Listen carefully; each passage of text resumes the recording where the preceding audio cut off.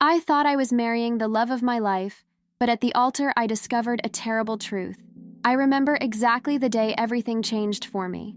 It was a Tuesday mid-afternoon, sitting on the living room floor with an open cardboard box, half my things scattered across the carpet. You know that kind of silence that weighs on me?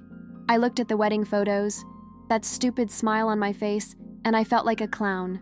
But it wasn't just about the betrayal anymore. I'd discovered that Lucas had been stringing me along for years, hiding debts, using my name in things I didn't even know about. When I opened the bank account and saw the negative balance, all I could do was laugh. You know that laugh that hurts? Because it didn't make sense. I'd always worked, always helped around the house. And yet there I was, at 30, screwed, alone, and feeling like the most idiotic woman in the world. I won't lie, I thought about giving up that day. I thought about calling him, begging for help, asking what I'd done wrong. But then I saw a message he'd sent to his lover calling her my safe haven. That gave me a shock. I thought, what am I then? The old leaky buoy he used while waiting for the boat to arrive? At that moment, I stopped crying. I got up, ripped up all the photos, closed the box, and decided no one would make me feel that small again. I still didn't know how I was going to do it, but one thing was certain. I was going to get out of that hole without asking anyone for favors. Not him, not the family that disappeared when everything fell apart. In the following days, I was on autopilot.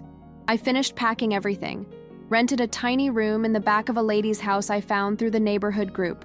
No furniture, nothing luxurious, just a mattress on the floor, an old laptop, and my cell phone. And yet, I felt a strange relief. It was as if for the first time in years, I had control of my own life, even if I was starting from scratch.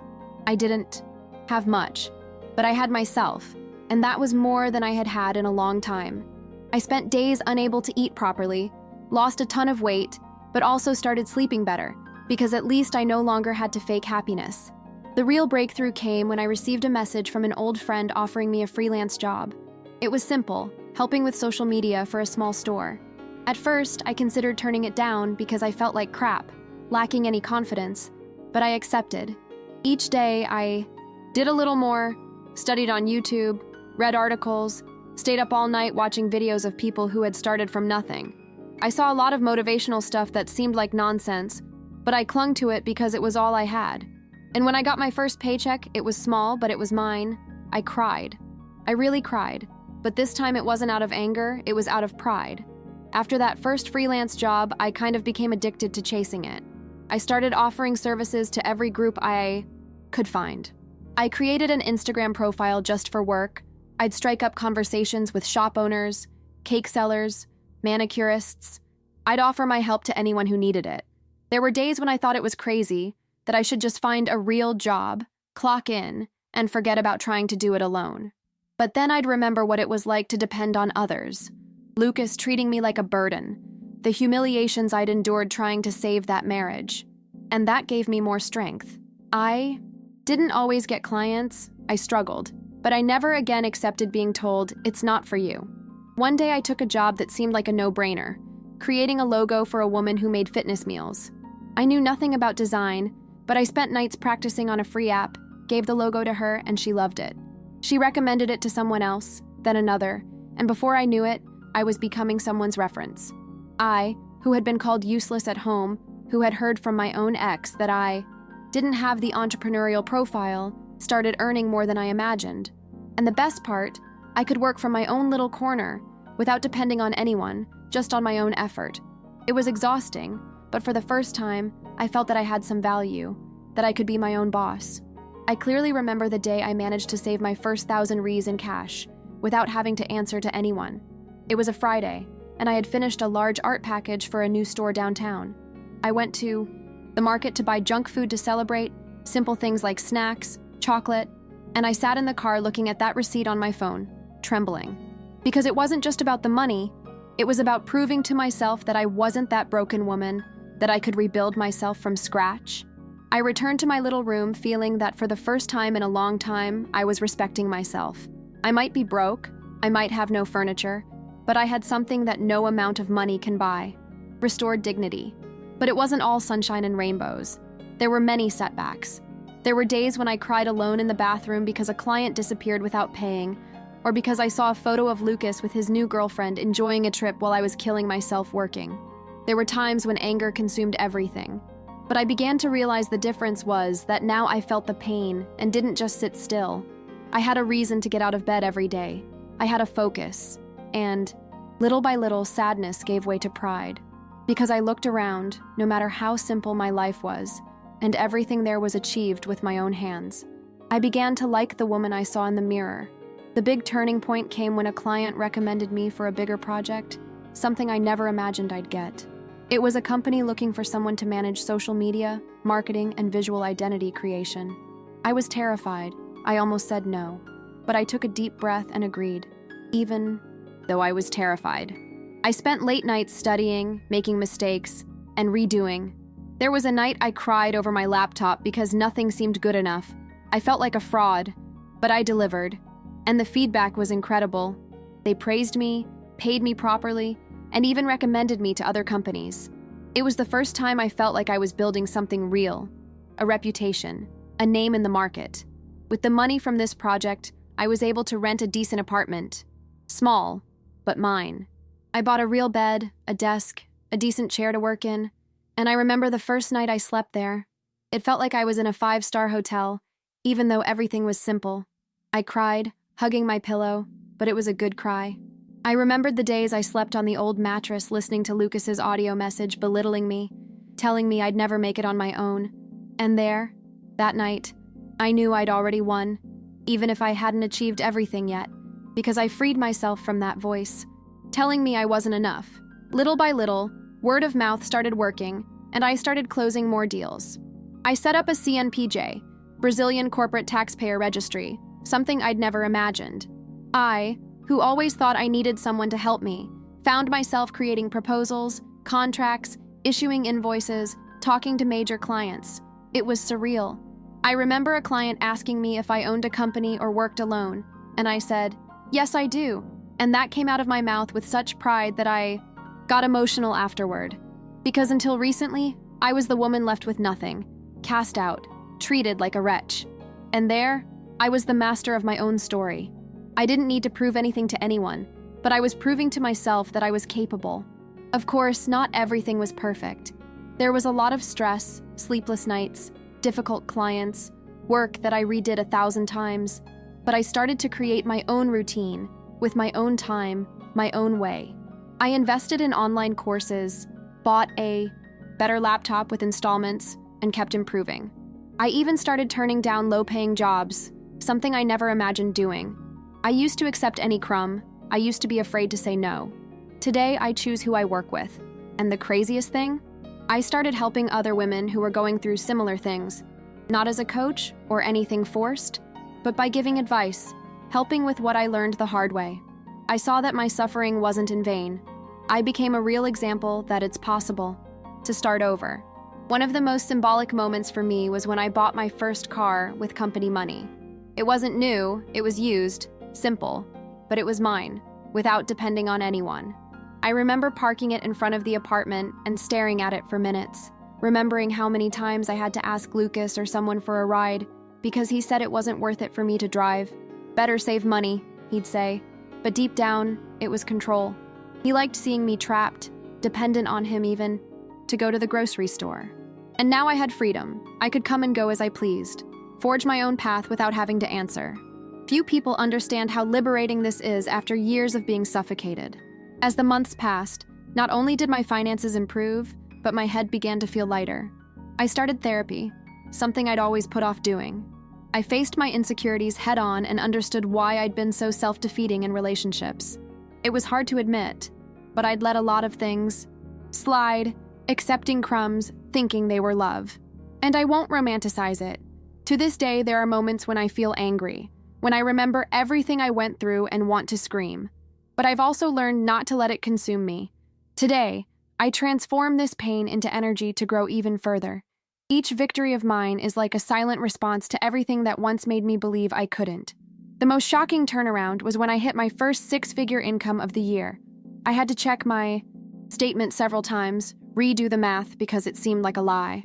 I, who left with nothing, who was embarrassed to tell others that I lived in the backyard of an old lady's house, was now earning more than many online entrepreneurs I admired.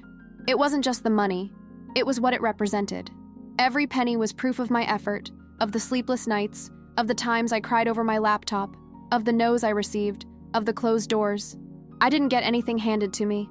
I fought for every opportunity. And I won't pretend it was easy, because it wasn't, but it was the best thing I did for myself. After that milestone, a lot changed. I started traveling alone, something I was terrified of before. I took my first international trip, a simple thing, but I felt like the freest woman in the world. I, who was judged for not leaving Lucas's side, for accepting cheating, for being submissive, now got to know other countries, other cultures, with my own money, paying for each ticket with my work. And that's when I truly understood the meaning of freedom. It's not about money or ostentation, it's about being able to make your own decisions without fear, being able to build your life your way, without having to prove anything to anyone. That's what I always sought and never achieved when I lived trapped in a marriage full of lies. One day, Lucas messaged me, after years of not speaking. He saw my company on social media, saw my results, and came up with that, "I always knew you. We're special" line, trying to strike up a conversation, wanting to meet up for coffee. I didn't respond. I just looked at that message and thought about how many times I'd humiliated myself trying to save that relationship while he cheated, lied, and made me look like a fool. And for the first time, I felt zero desire to respond. It wasn't about revenge, it was about indifference. He no longer had any power over me, no control, no importance. And that feeling was more valuable than any money I'd ever earned. It was living proof of my resilience.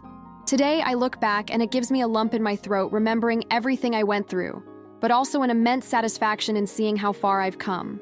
There are still difficult days. I still struggle with insecurities.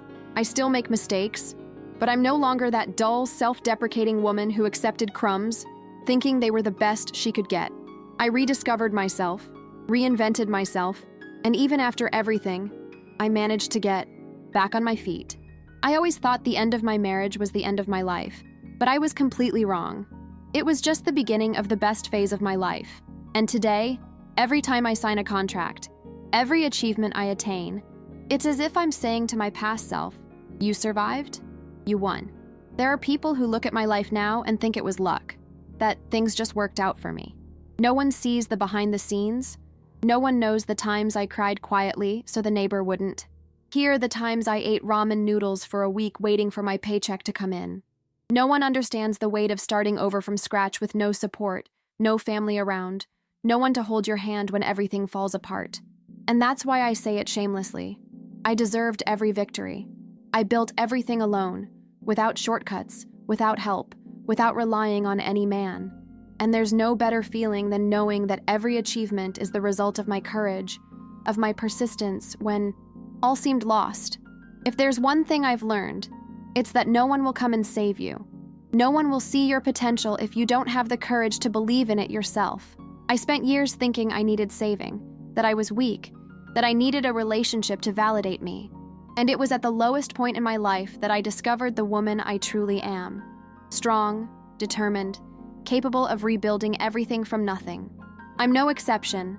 Any woman who decides to prioritize herself can do it. It won't be easy. They'll judge you. They'll try to belittle you. But ultimately, the freedom of being the master of your own life makes up for everything. And today I say this with pride, because I've experienced it firsthand and transformed my story. And you know the craziest thing? I, who was always terrified of being alone, learned to love my own company. Before, I was that person who avoided silence, always needing someone around. Today, I insist on my moments of peace. I love going out. Alone, having coffee, doing my own thing without having to consult anyone. I rediscovered myself in this process. I discovered passions I didn't even know I had. I threw myself into hobbies I'd never tried before. And that was as important as professional success. Because the money is incredible, of course, but nothing beats the feeling of being at peace with who you are, without needing to please or conform to anyone. When I look at old photos, I see Angelica faded, insecure, trapped in a marriage that only sucked the best out of me. And I want to embrace that version of myself and say, hold on tight, you'll get through this. Because today I know, firsthand, that rock bottom is just a part of the journey, not the final destination. I'm not just a survivor of my worst phase. I'm living proof that it's possible to rise from the ashes. Today, I'm the woman I always wanted to be, and more. I'm the woman he said I could never become. And you know what? That's the best revenge possible.